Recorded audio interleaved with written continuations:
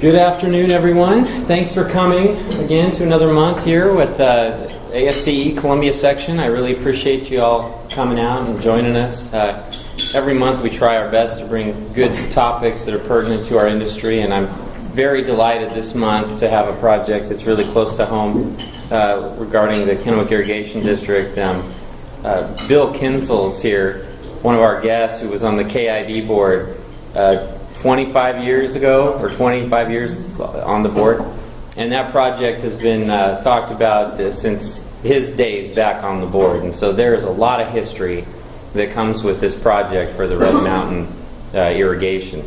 1,700 acres of land looking to get irrigation, and I'm delighted to have Paul Cross here. He's you correct me if I'm wrong, it's the Southeast Washington Regional Manager with RH2. All right. So Paul Cross here to talk about the project. Thank you very much, Paul.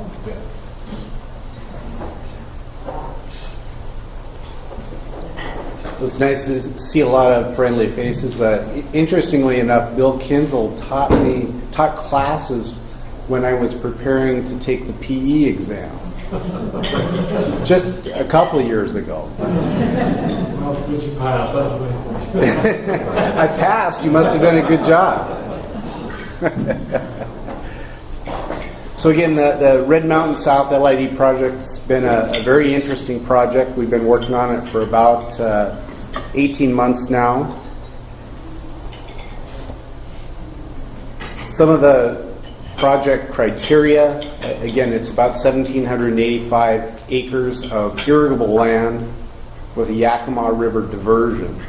Approximately 14 CFS is the withdrawal rate. That was a negotiated rate with the Yakima Nation and Ecology. It basically transfers water from the current KID intake and diversions from Chandler at Prosser down to a location across from Benton City. The local improvement district was formed in September. Part of the savings in the project for the river ends up going actually to the difference between crop requirements. Most of KID is at 3 acre-feet per acre water duty. This is high-value wine grapes that they're going to reduce the allotment down to about 1.5 acre-feet per year per acre. From an instantaneous standpoint, the rate will be reduced down to about 3.5 gallons per minute per acre. And KID will provide pressurized water up to elevation 1010, and although there are some lands above that elevation, they'll have to then provide their own pressurized systems above that location. So here's kind of an overall overview map of where the parcels sit within the Red Mountain AVA. So there's 105 parcels that are shown there in that magenta color. They vary in elevation from about 600 feet up to about 1,400 feet at the top of the mountain. KID happens to own about 9 of the parcels that's within the LID. The total's about 620 acres. So they're not only the proponent for the project, they're also one of the major landowners and therefore have skin in the game, so to speak, and want to see it all work well. So here's just a rendering of the intake structure on the Yakima River. It gives you a sense of where this is located. Basically, just north of the intersection of 224 and DeMoss Road, about a quarter mile up there is where this intake structure will be located. Some of the design challenges that KID faced and we inherited as we got through this was just the water rights, the permits, and the constraints associated with that. Again, part of the settlement agreement and everything else required that KID identify the point of diversion where the change would happen, how much acreage was going to be served, a lot of other variables as part of determining the accessibility of the project and the success of the project with the various environmental constraints. One of the things that we came in and were concerned about from the get-go was, could we find an adequate source? Because I think there's a number of examples in eastern Washington even where irrigation systems have been designed as river intakes and ultimately had quite significant operation and maintenance problems. One of the systems that comes to mind is the Orville-Tonasket Irrigation District. The Bureau of Reclamation had built a system up there, and they pulled so much sediment out of the Okanagan River for that system that at the end of the first year there were cones of sand underneath the under tree sprinklers up there. So you could imagine what that havoc that did on the equipment as well. So that was a mistake that we didn't want to continue on this particular project. So we were really challenged to find a good, adequate source. We also need to do a lot of geological investigations on that. With the help of Shannon and Wilson, I'll talk to you a little bit about that, those issues. We also needed to provide access to the booster pump station on this quite difficult site that Kennewick Irrigation District owned, as well as access to the intake structure on the river itself. We also had a desire from the landowners, who are primarily drip irrigation wine grape growers, to filter the Yakima River water down to about 100 micron level. That would allow them to then run their drip irrigation systems without any additional water treatment on the stream. We found that it was expensive, but cost-effective to do that on the full system rather than individual farmers doing that 105 times. So the economy of scale makes that a pretty good deal. So again, back to the source. One of the things that we did, despite the fact that KID owned this parcel on the river, was we wanted to do our due diligence on the Yakima River. So we went out in a boat and we actually looked at about an 11-mile stretch of the Yakima River in the vicinity of the AVA and identified about 11 different sites that were potential places to divert water. And we analyzed those conditions based upon what was going to be best from a diversion standpoint. Again, looking at the sweeping velocity, at the accumulation of sediment and aquatic vegetation, access, constructability. It's really a pretty tough stretch of the river, and there's not a lot of good places. The KID site ended up, where they own the property, ended up being our number 2 ranked site.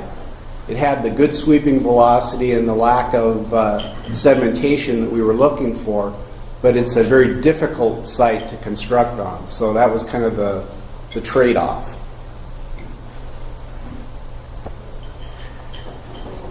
When we got into the geology of the system, we were pretty interested. We knew that where the booster pump station was going to be sited was a rocky spot. I mean, we'd been out there with an excavator and scratched around, and we knew it was pretty hard basalt.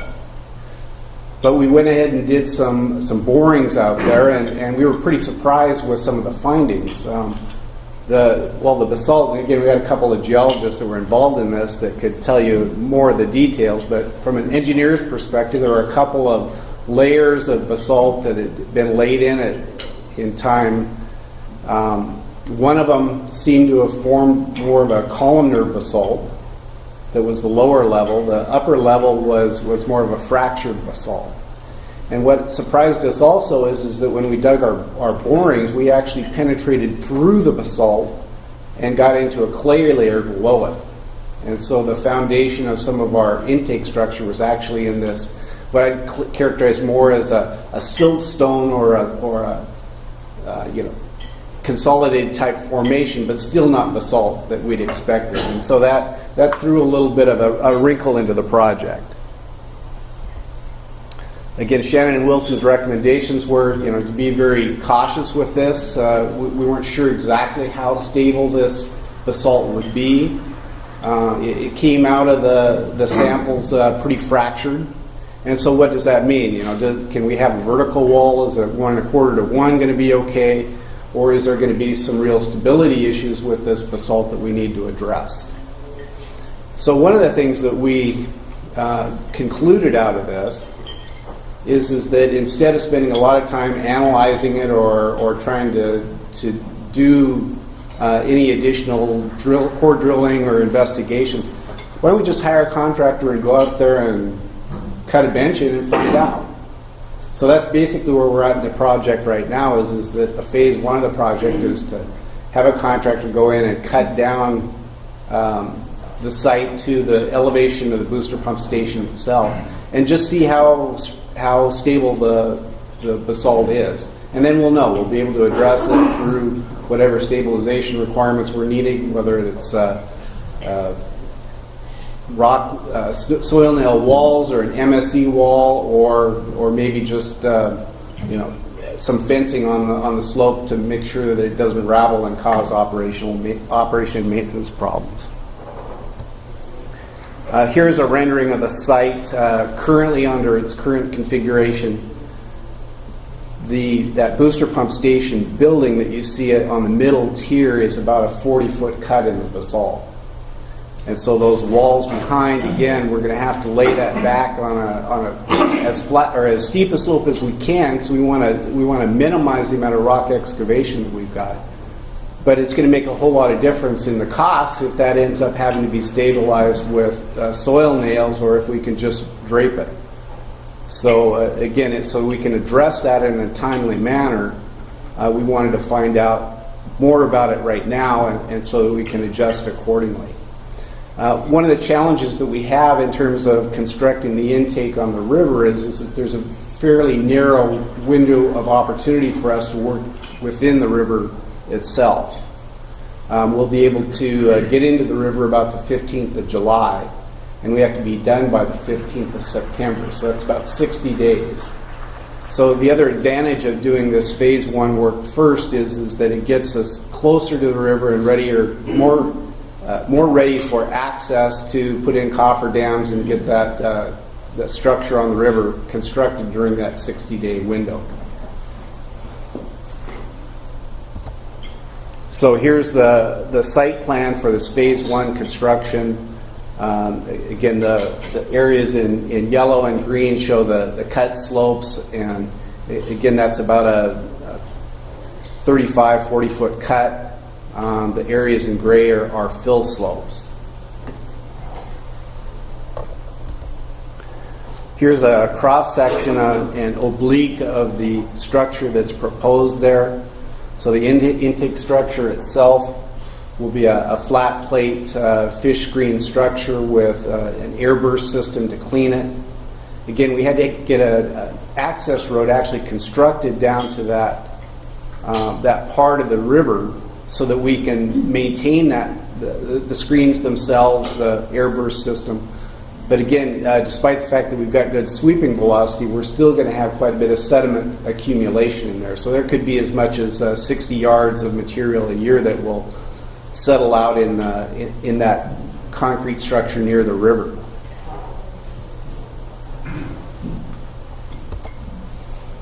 Again, so here's some of the cross sections from this phase 1 work. It's a little bit difficult to tell, but in the upper left-hand corner you can see the boring superimposed on the cross section.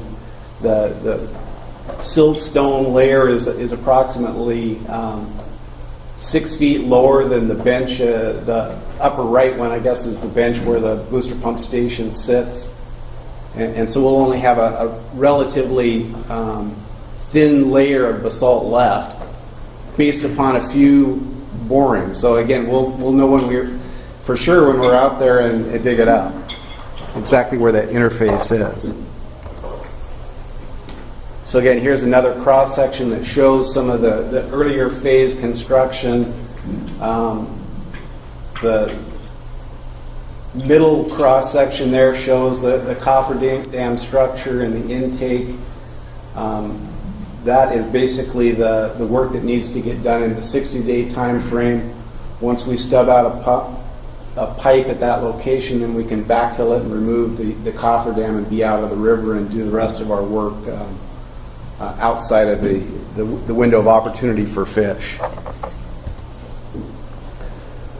Here is a depiction of the pump station at Kiona. Again, 5 vertical turbine pumps will pump 14 CFS. Actually, 4 of the pumps will be able to pump 14 CFS by themselves. We have 1 redundant large pump just to be able to provide the diversion even if we have some mechanical problems on some of the equipment. Then again, we've got the filtration system. This is very similar filtration system that we would use on a wastewater treatment plant, like we have at the city of Kashmir. It's basically a self-cleaning screen, and again, you can put different mesh screens in there and be able to take all of the sedimentation out of the water down to 100 micron. It's PLC based, so it can backwash. And we've got a sedimentation basin that will then accept the backwash water, allow the deep can and clean water to return to the river not to the river, but back to the intake structure to be pumped again. So we don't have any water lost from that perspective. And yet good access to that sedimentation basin so KID can do operation and maintenance on that. Again, we're expecting somewhere in the 120 to 150 cubic yards of material a year that'll be removed with that system, and primarily removed with a factor truck.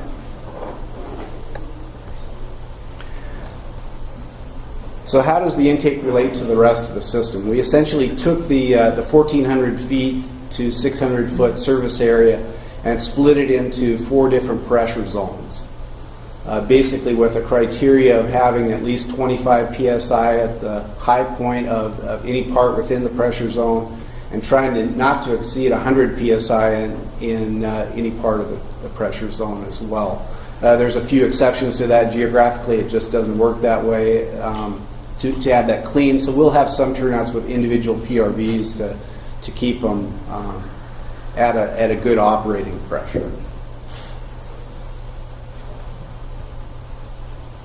Here's a depiction of the distribution system. It's about 15 miles of pipeline.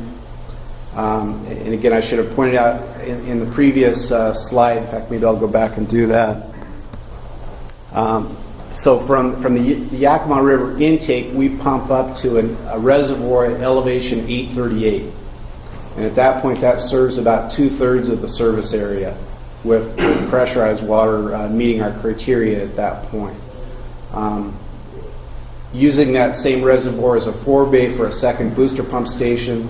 Second booster pump station takes water up to a second reservoir at elevation 1070. And then the 1070 reservoir then distributes water through the other 2 zones. And like I say, anybody that's in the upper, the 1400 zone will have to boost their own water at that point. So we end up with 2 pump stations, 2 reservoirs, and an intake structure. The distribution system to serve the land is about 15 miles of pipeline ranging from 4 up to about 24-inch diameter pipe. Be primarily C900 pipe with some ductile iron pipe near the river where we have the highest pressures. And again, about 105 turnouts. So here is the 838 booster pump station and reservoir rendering. One of the challenges that we have, and if you read an article in the paper today, you'll have seen that the Red Mountain folks are very concerned about aesthetics and the impact of these facilities on their vision of what a Red Mountain ag tourism area looks like. So we tried to do a nice job of putting the booster pump station inside a reservoir inside of a building that would certainly help on the noise levels, control that. Put a nice steel reservoir up with a proposal to put a mural on that. For most of the landowners, that's an adequate solution, but not everybody has concluded that that's the best option from an aesthetic standpoint. So we're still working through some of those issues and trying to mitigate for those aesthetic issues. Again, here's a site plan of this site where we've got the booster pump station receiving water from the Kione intake as well as the reservoir, and then a discharge line going up to the upper reservoir. And an oblique of the 838 reservoir. Again, about a 400,000 gallon reservoir, about 30 feet high, 42 feet in diameter.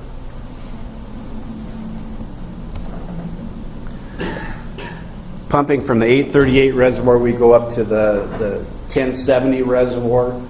Again, sitting on a pretty steep hillside at that point. Basalt's about 3 feet below the surface.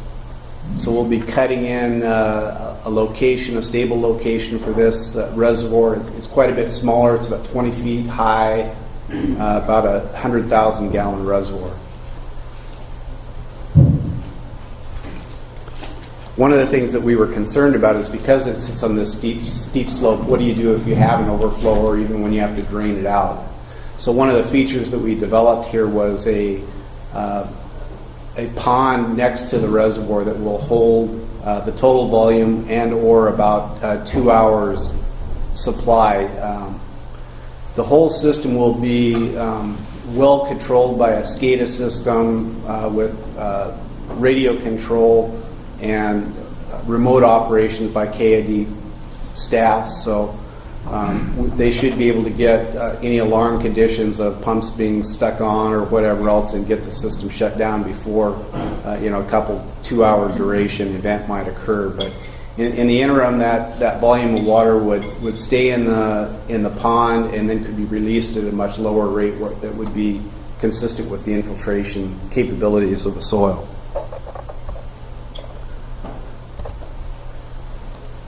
One of the things that we did in terms of optimizing the system, again, irrigation systems, particularly where there's not an existing irrigation distribution system, are kind of like a blank canvas. So we really could lay the pipelines out just about anywhere we wanted to along property lines and county and state road right-of-ways where we could. So what we did is we used a hydraulic modeling program. We actually went through 15 different scenarios of optimizing the system based upon cost. So we could look at the length diameter ratio, what our common database has been for construction, the location of rock where that would add to the construction costs, and ultimately narrowed down on a distribution system that was the most cost effective for the LID. We also optimized the system for power, and so this was part of the combination of deciding how many booster pump stations and reservoirs to use. During the pre-design, they'd estimated that the cost per acre for power was going to be about $92 per acre. We were able to, again, optimize this through a combination of power and distribution system costs and drop the cost per acre down to about $53 an acre. So we were able to reduce the cost to the growers by about a half.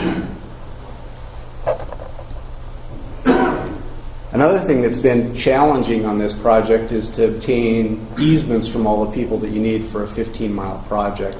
So one of the things that we've done on this is that we've used GIS to work as an active tool for KID to be able to track the status of easements.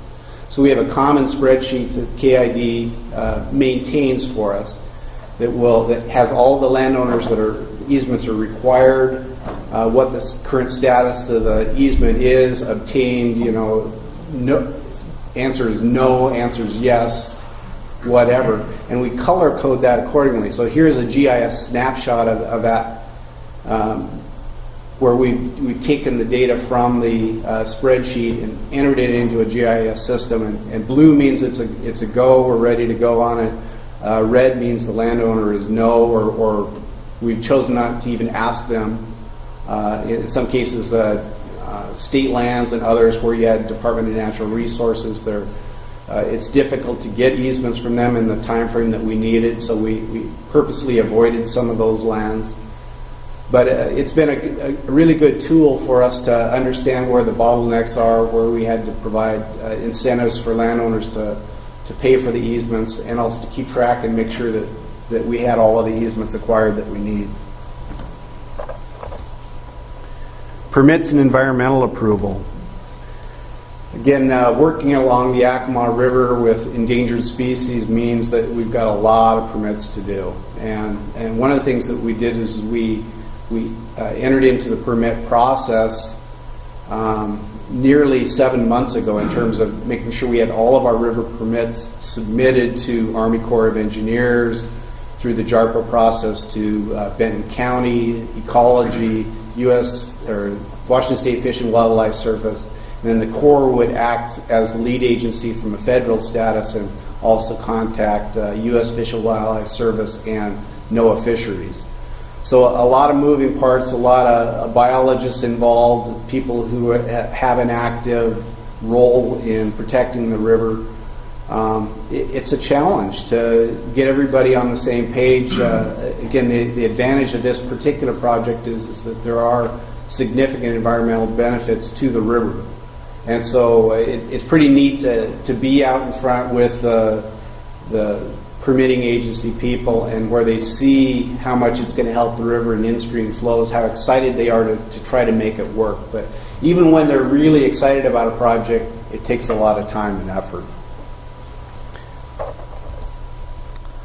So we'll talk about schedule, and not that I expect you to be able to read this schedule, but we are currently just open bids on Friday on phase 1 of the project. It'll start construction about the third week in March. We anticipate that the overall project will take about 16 to 17 months to construct. We're envisioning 4 different contracts that will be posted with up to 7 different contractors who could be awarded contracts. So there's kind of a better view of that. Again, our goal is that water would be available by mid-June of 2014. That's probably too late for anybody who's got raw land to be able to plan in 2014. But those who have current wells and want to start taking advantage of the system will be able to switch over at that time before they hit kind of their peak use periods, which is in July and August. And with that, I'll stop and answer any questions you might have for myself or Shannon and Wilson, from that matter. Paul, I have a couple questions. You bet. How deep are you going to have a pipeline? And I'm just curious how deep you're going to bury it? Our typical trench section is going to have 4 feet of cover. And mainly is it PVC, or you have some ductile iron? Ductile iron from the river up until we get above 150 psi, and then we'll go to C900 pipe. And actually the 905 pipe for the 24 inch is actually more like a 235 psi rated pipe. So I understand one of the keys to getting this approved is the Chandler pumping plant. It's got to go from hydraulic pumps to electric pumps. Is that correct? That actually is not correct. They'll still have their hydraulic pumps there. One of the key advantages is because they are hydraulic pumps, is that when you choose not to divert 14 CFS at Chandler, it compounds itself. You not only get to keep the 14 CFS in the river between Chandler and where Kiona is diverted, but you get to save that power water that it took to drive that all the way from Prosser clear to the Columbia River.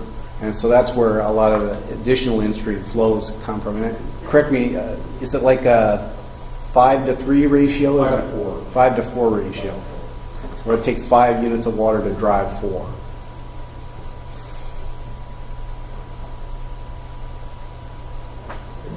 The river also benefits from the difference in the allotment between the 3 acre-feet per acre and the 1.5 acre-feet per acre for the wine grapes. Sir. Are you using VFDs for the pumps? At both pump stations, we've got VFD drives on both. Again, more as an energy conservation measure than anything else. It'll just give us a lot of flexibility.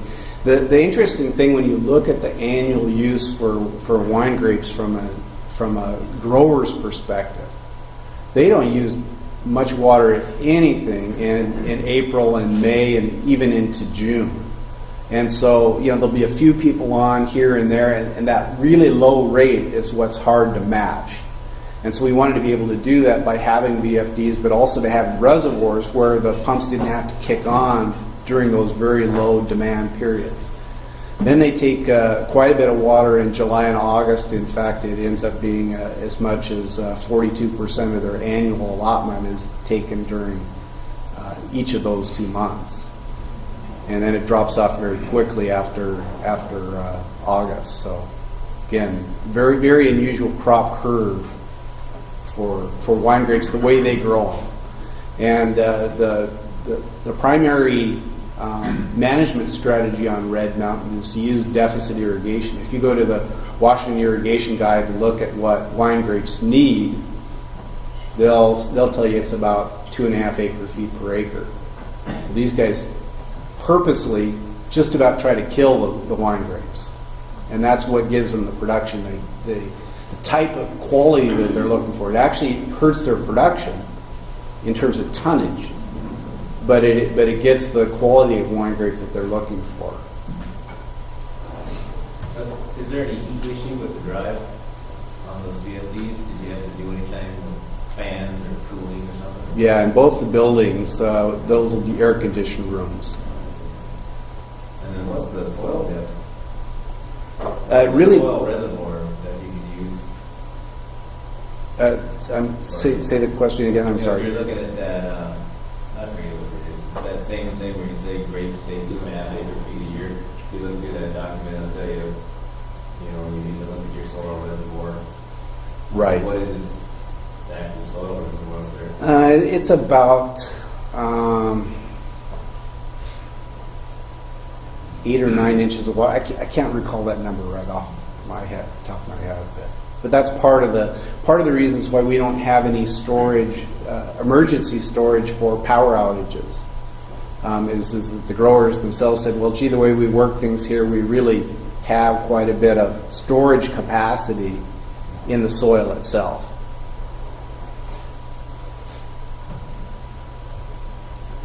Yes, ma'am. So how are you handling the differences in the easement procurement? I mean, if you have, obviously you have landowners that are green, yep, we want it, and you have ones that aren't. So are you ending up paying for easements from some people, or? At this point, we haven't had to pay for any of the easements. The challenge is making sure that those that are not in the LID, that are not local improvement district members, see a reason to be cooperative. And a lot of them just have recognized the fact that their land value, the whole area is going to prosper because of the system. And that's been the tack that we've tried to do to get there. A lot of the non-LID land owners are also within recorded short plats, as an example. And there's a significant number of utility and irrigation easements that were recorded within their lands as part of that short plat requirement. And so we're able to install some of the pipelines within existing easements and not have to get additional easements. So not all of the landowners that are going to be served are part of this LID? Sure. The 100. If you went back and visualized the map that we prepared, you saw that the 105 parcels is scattered around, but our pipelines are going through people that are not LID members and those that are. But you aren't going to serve the ones that aren't part of the LID? Correct. They do not get water, but certainly they may have pipelines that need to cross them. Exactly. Is this LID stuck paying for their water charge forever? No. The term an LID or a local improvement district means that it's an assessment against the land to pay for the capital costs that were incurred to construct it. One of the incentives that the Department of Ecology provided on this project is that there's a 20-year 0% loan for $10 million of the project costs. And so the balance of it will be funded directly by the landowners and at a municipal bond type rate when they borrow money to pay for the difference. And that'll be paid out over a 25-year period. The operation and maintenance costs will be ongoing, but over a 25-year period, they'll have paid for the capital So costs. they're stuck with O&M forever. They are. Just like any other landowner in KID. What else can you grow on that 1.5 acre feet per year? Not That's much. the thing I'm having trouble with here. Yeah. Wine grapes better stay valid for a while. They're in trouble. Yeah. At least in today's economy, the Red Mountain AVA grows some of the best and most valued wine grapes in the country. You know, so they have that going for them. Sir. Well, at the river, you showed an intake and you showed a structure that settled silt out of the water. Didn't look like you had a whole lot of sump on there. Is that going to be constant maintenance? Is like a hands-on, somebody's got to go down there and clean that out, like possibly weekly or monthly basis? Yeah. One of the challenges is that the Yakima River in that location is, during the summer months and primarily when we're diverting, is typically only 3 to 4 feet deep. And so you can't really put a large structure down there because you're going to have screens sticking out of the water. The sump below that was designed to accept enough sediment in there to only have to clean it out 2 or 3 times a year at most on an average year. Some years it may be significantly less than that. I know that at the Benton Irrigation District structure, they've been very fortunate to have very little of the sedimentation actually settle in their structure than they'd anticipated under a similar scenario.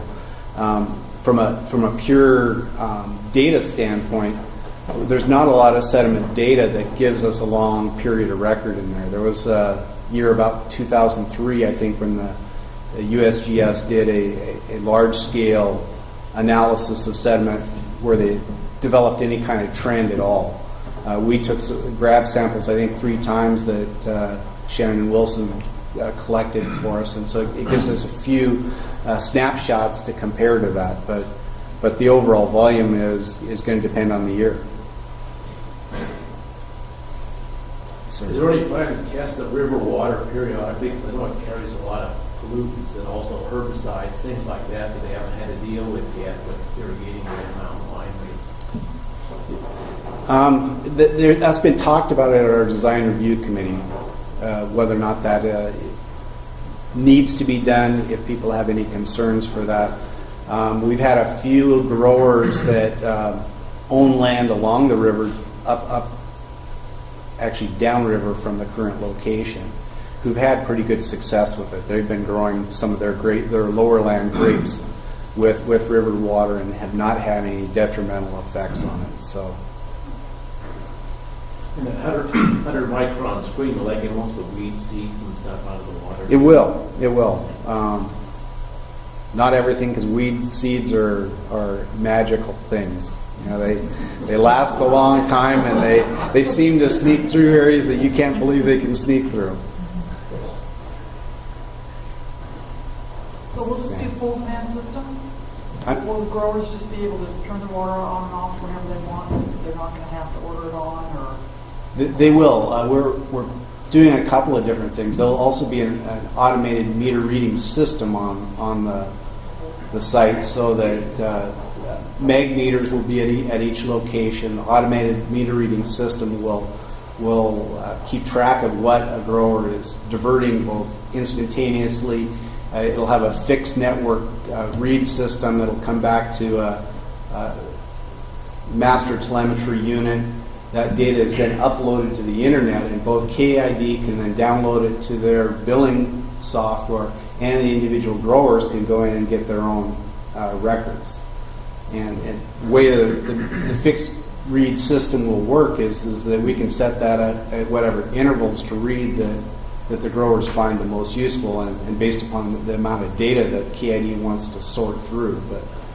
But we can make that on a regular basis where they're essentially being able to monitor growers for staying within the parameters, but also being able to calculate the totalized flow over the season and let somebody know when they're approaching their allotment totals. So, How are the growers typically, how are they served water now? They have their own individual wells? yeah, roughly 1,100 acres out of the 1785 is raw land. So that is currently what you call shrub steppe, which KID and the Red Mountain landowners are having to mitigate for. The balance, the 685 acres, is currently on existing wells. One of the problems they've had is that there's been a pretty serious decline in the groundwater levels out there, and that's what has given these people with existing wells the incentive to be part of this project. Is that they've had to already deepen their wells several times, and each time they have to deepen it, it's for some of them it can be $100,000 hit to drop it down another 100 feet. So they're weighing the risk of doing that and the fact that ultimately that could be regulated to where there's a moratorium or a reduction in diversions based upon the declining aquifer.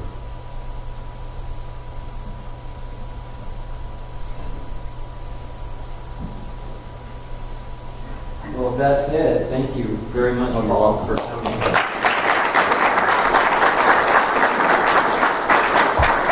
On behalf of the Columbia section, there's a handy little water bottle. So. That's awesome!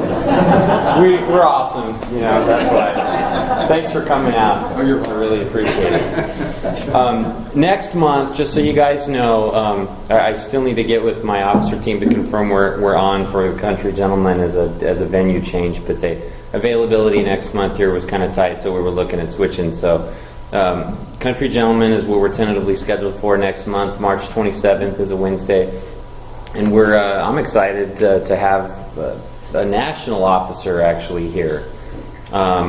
I don't have the subject of his presentation yet, but I downloaded a similar slideshow that he had done for a Texas section recently, and it's very top notch. The guy's name's Randy Over. He's actually the current president is from Portland. I tried to get him last year, but I couldn't get him in time to come and to speak to us. But Randy, I was able to get. He'll be the president of National ASCE come this fall. So he's making his rounds, and I'm excited. Hope to see you all there. And if you hadn't paid up yet, KID, Jack, just come and see me afterwards. I appreciate it. Thank you very much.